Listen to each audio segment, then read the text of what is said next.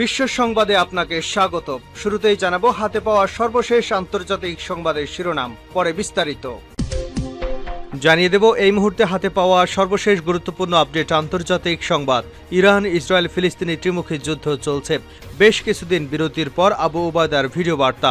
গাজার যেখানেই ইসরায়েলি আগ্রাসন সেখানেই বেদনাদায়ক জবাব। শুরুতেই থাকছে ফিলিস্তিনের ইসলামী প্রতিরোধ আন্দোলন হামাস বলছে, গাজায় আগ্রাসনে 9 মাস পেরিয়ে যাওয়ার পরও এখনও ইহুদিবাদী ইসরায়েলি সেনারা উপত্যকার যেখানেই আগ্রাসন চালাচ্ছে সেখানেই তারা বেদনাদায়ক জবাব পাচ্ছে। এবারে জানাবো লোহিত সাগরে ইয়েমেনের সশস্ত্র বাহিনীর নৌকৌশল আমেরিকাকে হতভম্ব করে দিয়েছে বলে মন্তব্য করেছেন দেশটির জনপ্রিয় আনসারুল্লাহ আন্দোলনের নেতা আবদুল্লাহ মালিক আল হুদি। জানাবো ইরানের পররাষ্ট্র মন্ত্রণালয়ের মুখপাত্র নাসের কানানি বলেছেন, যেসব দেশ গাজা উপত্যকায় ইহুদিবাদী ইসরায়েলের চলমান গণহত্যা এবং ভয়াবহ অপরাধ যজ্ঞে পৃষ্ঠপোষকতা দিয়ে যাচ্ছে সেসব দেশকে আজীবন লজ্জার কলঙ্ক চিহ্ন বহন করতে হবে। তিনি রোববার নিজের অফিসিয়াল এক্স অ্যাকাউন্টে ফার্সি ভাষায় প্রকাশিত এক পোস্টে এ মন্তব্য করেছেন। এবারে থাকছে ফ্রান্সের পার্লামেন্ট নির্বাচনের দ্বিতীয় ধাপের নির্বাচনে বামপন্থীদের জয়জয়কার হয়েছে। বিপরীতে প্রথম ধাপের চমক দেখানো কট্টর ডানপন্থী নেতা মেরিন লে পেনের দল অনেকটাই পিছিয়ে পড়েছে। এবং সর্বশেষ জানাবো বিশ্বের বিভিন্ন দেশের রাষ্ট্র এবং সরকার প্রধানরা ইরানের নবনির্বাচিত প্রেসিডেন্ট মাসুদ পেজেশকিয়ানকে অভিনন্দন জানিয়েছেন। শুক্রবার অনুষ্ঠিত দ্বিতীয় রাউন্ডের প্রেসিডেন্ট নির্বাচনে পেজেশকিয়ানকে বিজয়ী ঘোষণা করার পর বিশ্ব নেতৃবৃন্দ তাকে শুভেচ্ছা এবং অভিনন্দন জানান। এতক্ষণ শিরোনাম শুনছিলেন, এবার বিস্তারিত।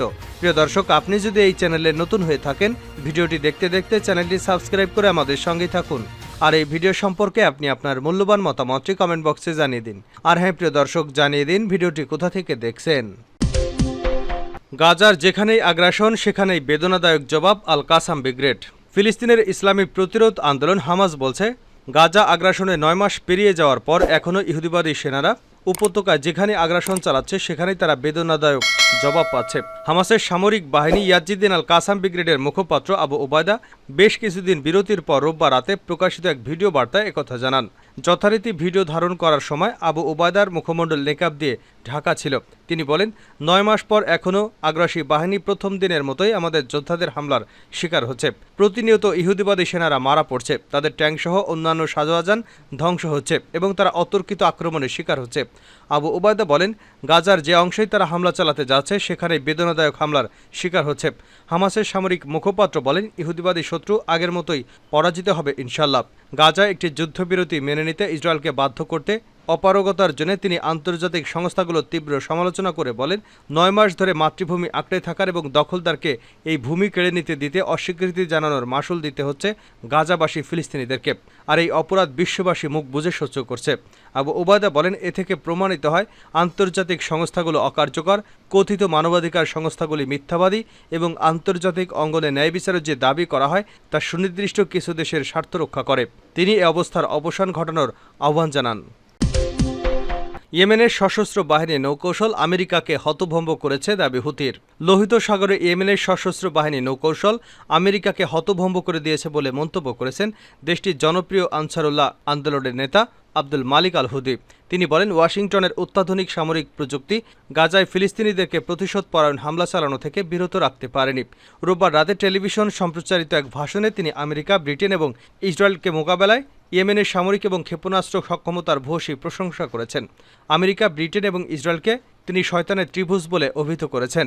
ইয়েমেনের নৌবাহিনীর অভিযানগুলো শত্রুর বুকে কাঁপন ধরিয়ে দিয়েছে উল্লেখ করে হুতি বলেন, মার্কিন বিমানবাহী রণতরীগুলো লোহিত সাগরে আমাদের বিরুদ্ধে হামলা চালানোর পরিবর্তে সাগর ছেড়ে পালিয়ে গেছে। এছাড়া আমেরিকা অত্যাধুনিক ড্রোন ব্যবস্থা চালু করলেও এসব ড্রোন নিয়মিতই ইয়েমেনের সশস্ত্র বাহিনীর হামলায় বিধ্বস্ত হয়েছে। তিনি আরও উল্লেখ করেন যে অনেক দেশ ইয়েমেনের বিরুদ্ধে মার্কিন নেতৃত্বাধীন জোটের ফাঁদে আটকা পড়েনি এবং এমনকি আরব দেশের সাথে সরাসরি সমন্বয়হীনতারও প্রমাণ করেছিল। ইরানের পররাষ্ট্র মন্ত্রণালয়ের মুখপাত্র নাসের কানানি বলেছেন, যেসব দেশ গাজা উপত্যকায় ইসরায়েলি বাহিনীর চলমান গণহত্যা এবং ভয়াবহ অপরাধ যজ্ঞে পৃষ্ঠপোষকতা দিয়ে যাচ্ছে সেসব দেশকে আজীবন লজ্জার কলঙ্ক চিহ্ন বহন করতে হবে। রোববার নিজের অফিসিয়াল এক্স অ্যাকাউন্টে ফার্সি ভাষায় প্রকাশিত এক পোস্টে এমন মন্তব্য করেন তিনি। তিনি বলেন, ইহুদিবাদী ইসরায়েল গাজা উপত্যকায় পাশবিক যুদ্ধাপরাধ করে যাচ্ছে। এবং নিরীহ ফিলিস্তিনিদের রক্ত ঝরাচ্ছে, যাদের একটি বড় অংশ নিরপরাধ শিশু। ইরানের এই মুখপাত্র বলেন, গাজায় ইসরায়েল শুধু যে ৩৮,০০০-এরও বেশি ফিলিস্তিনিকে হত্যা করেছে তাই নয়, সেই সঙ্গে ১০,০০০-এরও বেশি মানুষ এখনও নিখোঁজ রয়েছেন, যাদের লাশ বিধ্বস্ত ভবনগুলোর নিচে চাপা পড়ে রয়েছে বলে অনুমান করা যায়। কানানি বলেন, দখলদার সেনাদের হামলায় বিগত ১২ ঘণ্টায় গাজায় অন্তত ৫ ফিলিস্তিনি সাংবাদিক নিহত হয়েছেন, যাদের নিয়ে এই উপত্যকায় নিহত সাংবাদিকদের সংখ্যা ১৫৮ জনে উন্নীত হয়েছে। ইরানের পররাষ্ট্র মন্ত্রণালয়ের মুখপাত্র বলেন, ইসরায়েলের অতি পরিচিত পৃষ্ঠপোষকরা মানবিকতার রক্ষার যে মুখোশ পরে থাকে তার স্বরূপ গাজা যুদ্ধে উন্মোচিত হয়ে গেছে এবং এসব সমর্থককে আজীবন লজ্জার কলঙ্ক চিহ্ন বহন করে যেতে হবে।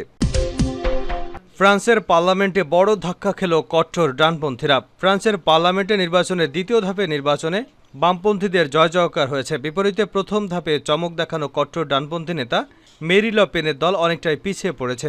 মার্কিন সংবাদ মাধ্যম পলিটিকোর এক প্রতিবেদনে বলা হয়েছে, ফ্রান্সের পার্লামেন্ট নির্বাচনের প্রথম ধাপে মেরি ল পেনের দল ন্যাশনাল র্যালি এগিয়ে থাকলেও দ্বিতীয় ধাপের ভোটে ল পেনের বিরোধী দলগুলোর মধ্যে জোট গঠিত হওয়ার কারণে ন্যাশনাল র্যালিকে পিছিয়ে পড়তে হয়েছে। তবে এখন পর্যন্ত কোনো দল বা জোটই এককভাবে সরকার গঠনের জন্য প্রয়োজনীয় সংখ্যক আসন নিশ্চিত করতে পারেনি।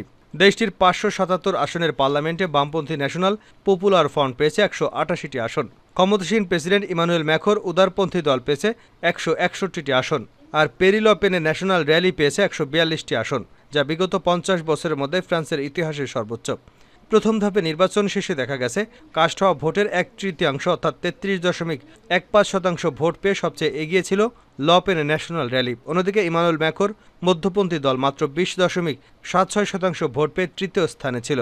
ইউরোপীয় পার্লামেন্ট নির্বাচনে নিজ দলের ভরাডুবির পর আন্তর্জাতিক কৌশলের অংশ হিসেবে সম্প্রতি ম্যাখর দেশটির আগাম নির্বাচন ঘোষণা দেন। ইরানের সঙ্গে সম্পর্ক শক্তিশালী করতে চান বিশ্ব নেতৃবৃন্দ। বিশ্বের বিভিন্ন দেশের রাষ্ট্র এবং সরকার প্রধানরা ইরানের নবনির্বাচিত প্রেসিডেন্ট মাসুদ পেজেশকিয়ানকে অভিনন্দন জানিয়েছেন। শুক্রবার অনুষ্ঠিত দ্বিতীয় রাউন্ডের প্রেসিডেন্ট নির্বাচনে পেজেশকিয়ানকে বিজয়ী ঘোষণা করবার পর বিশ্ব নেতৃবৃন্দ তাকে শুভেচ্ছা বা অভিনন্দন জানিয়েছেন। রাশিয়ার প্রেসিডেন্ট ভ্লাদিমির পুতিন পেজেশকিয়ানকে অভিনন্দন জানিয়ে বলেছেন, তেহরান ও মস্কোর মধ্যে বন্ধুত্বপূর্ণ ও সুপ্রতিবেশী সুলভ সম্পর্ক বিদ্যমান রয়েছে। চীনা প্রেসিডেন্ট শি জিনপিং ইরানের নবনির্বাচিত প্রেসিডেন্টকে শুভেচ্ছা জানিয়েছেন। তেহরানের সঙ্গে সম্পর্কের উন্নয়নকে বেইজিং যথেষ্ট গুরুত্ব দেয়। তিনি দুদেশের মধ্যে স্বাক্ষরিত কৌশলগত চুক্তির ভিত্তিতে এই সম্পর্ক এগিয়ে নেওয়ার আগ্রহ প্রকাশ করেছেন। ভারতের প্রধানমন্ত্রী নরেন্দ্র মোদী এক বার্তায় মাসুদ পেজেশকিয়ানকে অভিনন্দন জানিয়েছেন।